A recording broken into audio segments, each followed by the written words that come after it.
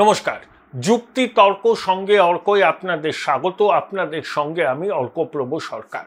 ভোটের ডাকে কাঠি পড়ে গেছে। সম্ভবত কেন এটাই হবে যে 2026 এপ্রিল থেকে কয়েক দফায় নির্বাচন হবে। এফেক্টিভলি হাতে 9 মাস আছে। দুদলই তাল ঠুকছে। মমতা বন্দ্যোপাধ্যায় তো বলেই দিয়েছেন 2/3 সংখ্যাগরিষ্ঠতা নিয়ে তিনি আবার সরকারে আসবেন। বিজেপি বলছে এবার খেলা অত সহজ হবে না, এবার খেলা হবে স্লোগান দিয়েও কাজ হবে না।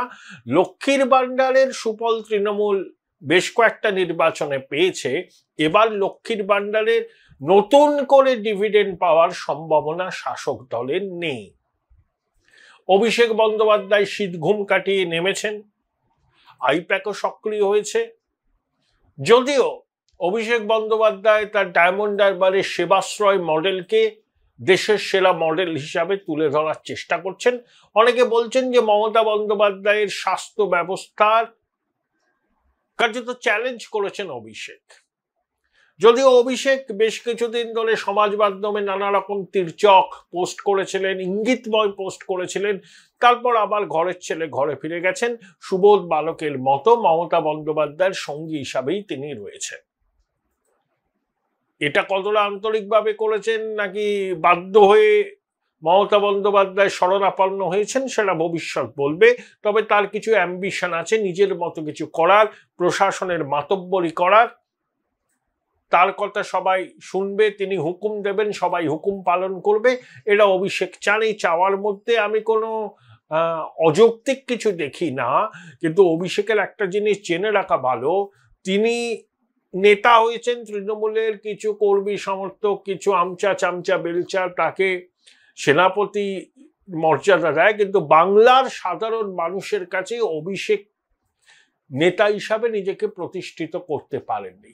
তৃণমূলের মধ্যে অভিষেকের গ্রহণযোগ্যতা আছে, কিন্তু বাংলার সাধারণ মানুষ অভিষেককে এখনো সেই নেতা হিসাবে স্বীকৃতি দেয়নি।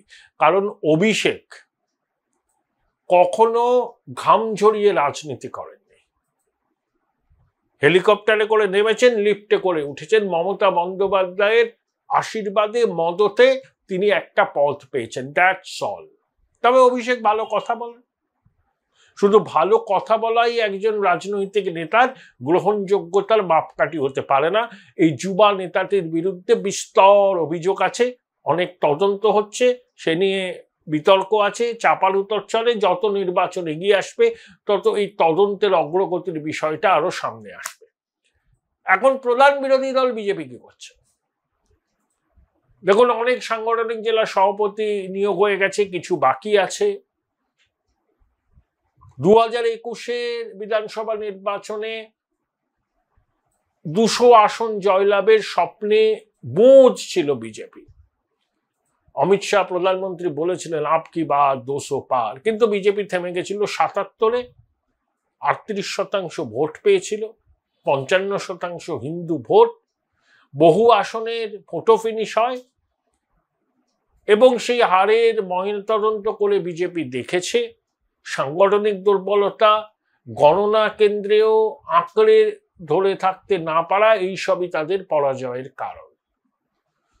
24-এও বিজেপি 30টা আসনের স্বপ্ন দেখে 12টায় নেমেছে। যদিও ভোটের হার বেড়েছে, হিন্দু ভোটের কনসলিডেশন হয়েছে, তৃণমূল আসন বাড়িয়ে নিয়েছে, কিন্তু 26-এর নির্বাচনে বিজেপির লক্ষ্য কি? আমি যতদূর জানি বিজেপি এবার ওই রকম অ্যাম্বিশাস কোনো টার্গেট রাখছে না। তারা বলছে 180টা আসন আমরা জিতব, কিন্তু তাদের ইন্টারনাল অ্যাসেসমেন্ট হচ্ছে খুব ভালো ফল হলে 155 থেকে 60টি আসন তারা জিততে পারে। কারণ বিজেপি পরীক্ষা দেয় কিন্তু 70 পূর্ণমান, তৃণমূল 100 পূর্ণমান। 30% ভোট নিজেদের দিকে নিয়ে তৃণমূল পরীক্ষায় বসে। বিজেপি মুসলমান ভোট পাবেও না, সেই জন্য তারা এবার সরাসরি মুসলমান ভোটকে তোয়াক্কা না করে হিন্দু কনসলিডেশন করতে চাইছে। তাদের বাংলাদেশের ঘটনা অক্সিজেন দিয়েছে এবং হিন্দু কনসলিডেশন হয়েছে। 55% হিন্দু ভোট বিজেপি পায়, আর যদি 5% হিন্দু ভোট বিজেপি নিজের দিকে টানতে পারে, আমি বলে রাখলাম 2026-এর নির্বাচনের ফলাফল ফটো ফিনিশ হবে। তার মানে এই নয় যে তৃণমূল একেবারে ধুয়ে মুছে সাফ হয়ে যাবে, তা হবে না, তা হবে না। কিন্তু দুটো দলের আসনের পার্থক্য খুব একটা বেশি হবে না। যে মমতা বন্দ্যোপাধ্যায় যে কমফর্টেবল মেজরিটি নিয়ে রাজ্য চালাতে অভ্যস্ত, সেই কমফর্টেবল মেজরিটি থাকবে না। প্রতি পদে পদে তাকে শঙ্কায় ভুগতে হবে। এই বুঝি অপারেশন লোটাস হলো, এই বুঝি সরকার পড়ে গেল। বিজেপির যে হিন্দু ভোটের কনসলিডেশন করার এই উদ্যোগ, এটা অত্যন্ত সঠিক রাজনৈতিক পদক্ষেপ। যে তোমাকে ভোট দেয় না তার ভোট পাওয়ার জন্য ঘাম ঝরাবার তো কোনো মানে নেই, ঘাম ঝরালেও তুমি পাবে না। আর যারা মনে করবে যারা জাতীয় পার্টি কেন্দ্রে ক্ষমতায় আছে, বাংলায় তৃণমূলকে ওড়াতে বিজেপি পারে, সংখ্যালঘুদের মধ্যে তৃণমূলের প্রতি যাদের অসন্তোষ আছে, যারা ন্যাশনাল মেনস্ট্রিমের সঙ্গে যুক্ত হতে চান, তারা এমনি বিজেপিকে ভোট দেবে। তাদের সংখ্যা এখনো কম, তাদের জন্য আলাদা মেহনত করতে হবে না, ঘাম ঝরাতে হবে না। এই যে অখিল ভারতীয় প্রতিনিধি সভা RSS এর প্রতি বছর হয়, এবছরও হচ্ছে, সেখানে বাংলাদেশের হিন্দু নির্যাতন নিয়ে প্রস্তাব রাখা হবে। অর্থাৎ বাংলাদেশের হিন্দু নির্যাতন একটা বড় বিষয় এবং পশ্চিমবঙ্গের নির্বাচনে সেটাকে বড়ভাবে ব্যবহার করবে বিজেপি। বহু মানুষ সবকিছু ছেড়ে ছুড়ে কার্যত এক বস্ত্রে এই দেশে এসেছিলেন, তারা জানেন হিন্দুদের উপর কি অত্যাচার হয়েছিল এবং এখনো হচ্ছে। কমতে কমতে হিন্দুরা মাত্র 8% বাংলাদেশের মোট জনসংখ্যার, 53 বছর আগে যারা ছিল জনসংখ্যার 23%। এথনিক ক্লিনজিং করার চেষ্টা হচ্ছে। এটা কিন্তু আমাদের এখানেও হিন্দুদের আন্দোলিত করেছে এবং যতদিন যাবে আন্দোলিত হবে। Join Indian Institute of Hotel Management now. Right choice, right decision. এই যে হিন্দু জাগরণ, এটা পশ্চিমবাংলায় সত্যি, এবং বিজেপি সেই হিন্দু জাগরণের ন্যারেটিভটাকে আরো উচ্চগ্রামে নিয়ে যাবে। তাদের আশা সুফল পাবে, আরো 5% অতিরিক্ত হিন্দু ভোট তাদের বাক্সে আসবে। তার সঙ্গে তারা লক্ষ্মীর ভান্ডারকে চ্যালেঞ্জ করে অন্নপূর্ণা ভান্ডার সহ একাধিক প্রকল্প নিয়ে আসবে। কিন্তু আমি বলবো যে বিজেপির নেতাদের বিশ্বাসযোগ্যভাবে প্রচার করতে হবে যে তারা ক্ষমতায় আসলে এইগুলো করবে। ইন্ডাস্ট্রির স্পষ্ট রূপরেখা দিতে হবে। দায় সারা গোছের ভিশন ডকুমেন্ট প্রকাশ করলে হবে না। এই ভিশন ডকুমেন্ট ইমপ্লিমেন্ট করতে যে আর্থিক সংস্থানের দরকার, সেই আর্থিক সংস্থানটাকে নিশ্চিত করে রাজ্যবাসীর মনে বিশ্বাসটা জাগাতে হবে যে বিজেপি ক্যান ডু। এটাই বিজেপির কাছে সব থেকে বড় চ্যালেঞ্জ। তবে মমতা বন্দ্যোপাধ্যায় কিন্তু একটা নিরাপত্তাহীনতায় ভুগছেন। তিনি তো ইংল্যান্ডে যাচ্ছেন, বক্তৃতা দেবেন, শিল্প সম্মেলন করবেন, BGBS-এর ফলো আপ করবেন। আমরা জানি মুখ্যমন্ত্রী বা প্রধানমন্ত্রী দেশের বাইরে গেলে সিনিয়র মোস্ট তার ক্যাবিনেট কলিগ অস্থায়ী মুখ্যমন্ত্রী বা অস্থায়ী প্রধানমন্ত্রী হন। ইন্দিরাজির সময়, রাজীবজির সময় এগুলো আমরা দেখে অভ্যস্ত। বাজপেয়ীজির সময়তেও আমরা এটা দেখেছি। আমি জানি না নরেন্দ্র মোদীর সময় এটা কিভাবে হয়, কিন্তু ওই 5 জন মন্ত্রী কয়েকজন আমলাকে নিয়ে একটা কাজ চালানো গোছের একটা বন্দোবস্ত করে গেলাম, তারা কোনো পলিসি ডিসিশনও নেবে না, তাহলে একজনকে দায়িত্ব দিতে অসুবিধা কি? শোভনদেব চট্টোপাধ্যায় সবচেয়ে প্রবীণ আমার মনে হয় মন্ত্রিসভায়, তাকে অস্থায়ী মুখ্যমন্ত্রী হিসাবে নিয়োগ করতে গেলে কি অসুবিধা হয় বুঝি না আমি।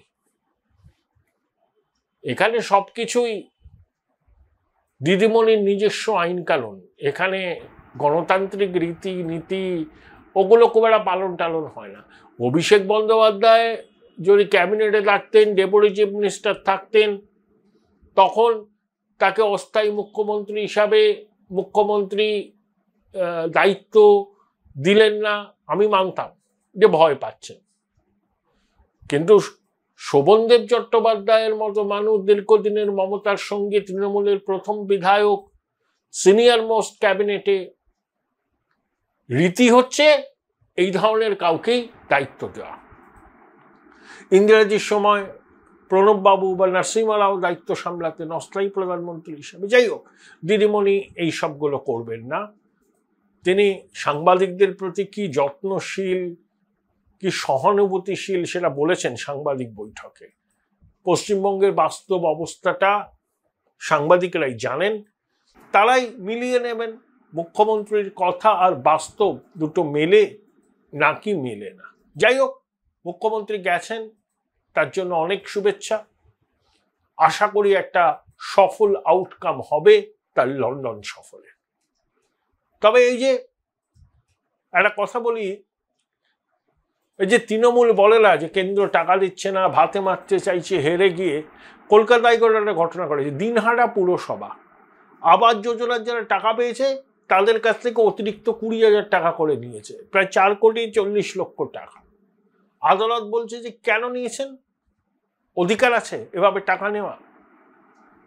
তা পুরসভা বলছে ভাঁড়ে মা ভবানী, রাস্তা করব, পুল করব, টাকা কই? তাই যারা আবাস যোজনার টাকা পেয়েছে তাদের কাছ থেকে আবার পাল্টা 20,000 টাকা নিয়েছে। এবারই বুঝুন কেন কেন্দ্রীয় সরকার এই টাকাগুলো বন্ধ করে রেখেছে। ভুয়ো জব কার্ডের মাধ্যমে 100 দিনের কাজের টাকা লুট হয়েছে, আবাস যোজনার টাকা লুট হয়েছে।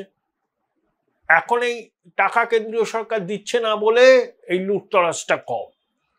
দিনহাটা পুরসভা সম্পূর্ণ অসাংবিধানিক কাজ করেছে।